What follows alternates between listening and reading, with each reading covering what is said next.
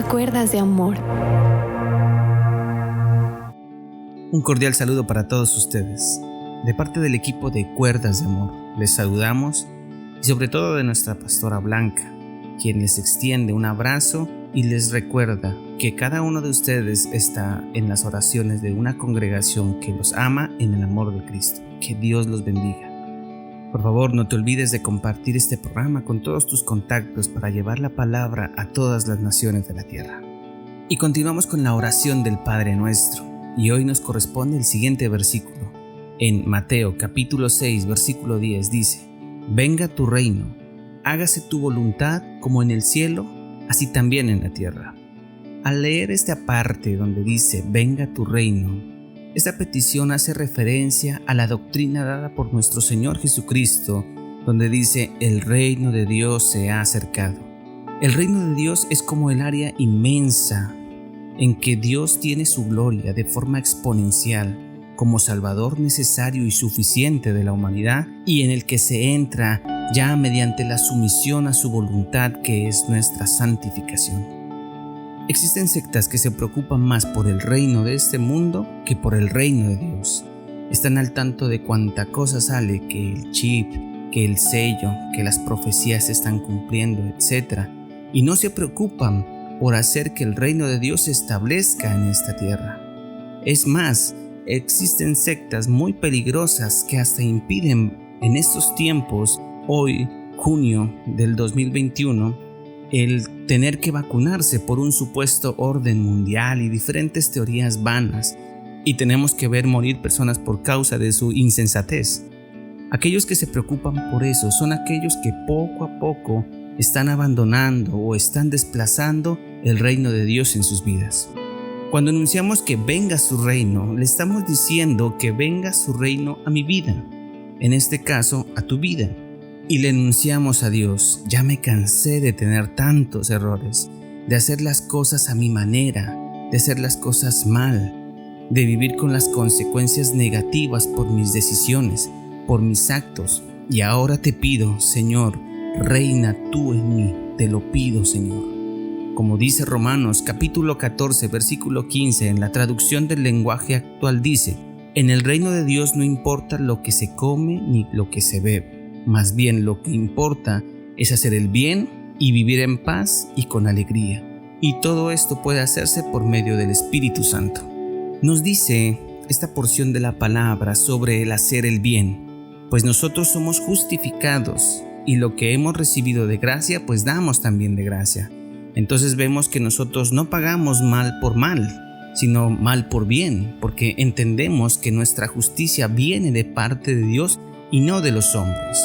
Luego sigue que es de vivir en paz, pues Dios me da la paz que sobrepasa todo entendimiento, y no hay nada más sabroso en la vida que sentir la paz. Porque cuando la vida está en paz con Dios y con los hombres, duermes tranquilamente, vives relajado, vives bien. Y la última parte dice: y la alegría, porque esto lo da el Espíritu Santo, porque cuando tienes este gozo, te das cuenta que te puede pasar lo mismo que le pasó a los apóstoles, que fueron atribulados, pero aún así se sentían alegres por causa de que eran perseguidos por el nombre de Jesús. Estas son algunas de las características de las personas que están en su reino, y Jesús nos deja muchas enseñanzas sobre su reino, y las establecía por medio de algunas parábolas, como por ejemplo la parábola del sembrador, el trigo y la cizaña, el grano de mostaza, la levadura, la red, el tesoro escondido, la perla de gran precio, entre otros. Y se refería: el reino de los cielos es semejante a... y comenzaba a exponer la identidad del reino que debe de llegar a cada uno de los que estamos escuchando este mensaje. Seguimos con la siguiente frase: hágase tu voluntad en la tierra como en los cielos. Es ahí donde empieza en medio de nuestra oración para que el reino de Dios se establezca, pero ahora mediante nuestra sumisión y obediencia a todas las leyes y ordenanzas de este gran reino. En cuanto a los creyentes, hacemos de Cristo un príncipe meramente titular si le llamamos rey pero no obedecemos en lo que Él manda. Si en nuestra oración pedimos que Él reine y nos gobierne, también debemos orar para que nosotros nos dejemos gobernar en todo lo que Él nos pida. Por eso es importante en nuestro diálogo con Dios, en nuestra oración, decir cosas como: Señor, capacítame para hacer lo que a ti te agrada. Dame esa gracia para el conocimiento de tu voluntad y una obediencia total a ti, para que yo no tenga que desagradarte en ninguna cosa que haga, ni sienta desagrado por ninguna cosa que tú me hagas. Saldrán palabras entonces que nunca decías de pronto, como: ayúdame a no generar contiendas con mi pareja.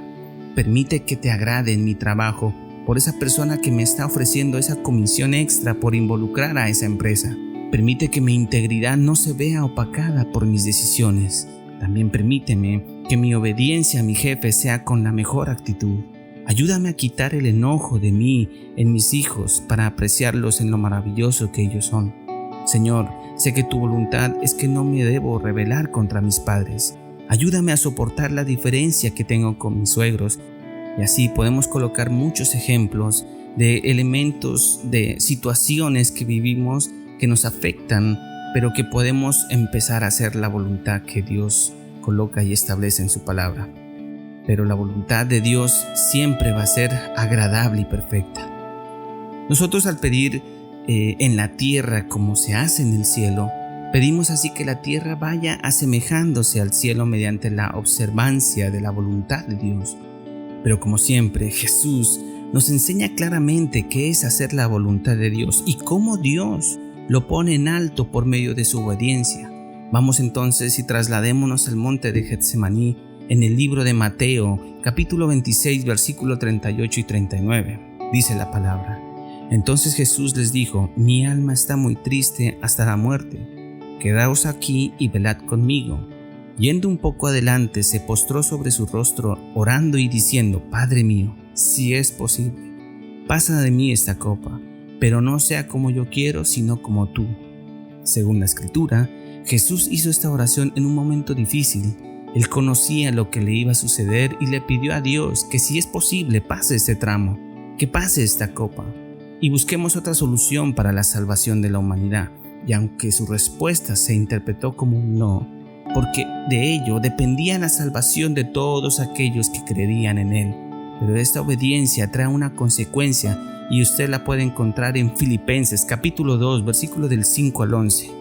Haya pues en vosotros este sentir, que hubo también en Cristo Jesús, el cual, siendo en forma de Dios, no estimó el ser igual a Dios como cosa a que aferrarse, sino que se despojó a sí mismo, tomando forma de siervo, hecho semejante a los hombres, y estando en la condición de hombre, se humilló a sí mismo, haciéndose obediente hasta la muerte y muerte de cruz. Aquí, en esta pequeña porción, nos muestra la obediencia de Jesús.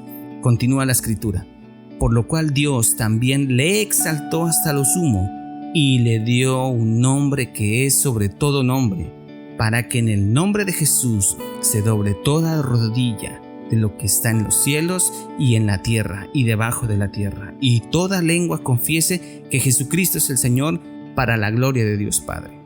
Por ese sacrificio, hoy millones de personas se reúnen en su nombre. Por esa obediencia a la voluntad de Dios, hoy estamos escuchando este poderoso mensaje de Dios. Por ese nombre, miles de personas entregaron su vida para servir a Dios. Y así muchos seguirán conociendo de la palabra de Dios y establecerán el reino de Dios en esta tierra. Si tú aprendes la obediencia a su palabra, al manual que Él estableció, y la única forma en que Él se comunica hacia nosotros, que es a través de la palabra de Dios y de la oración, estás estableciendo el reino de Dios en tu vida. Y verás transformar todo aquello que tú mirabas imposible que se transformase por causa de la obediencia a lo que Él estableció en su palabra.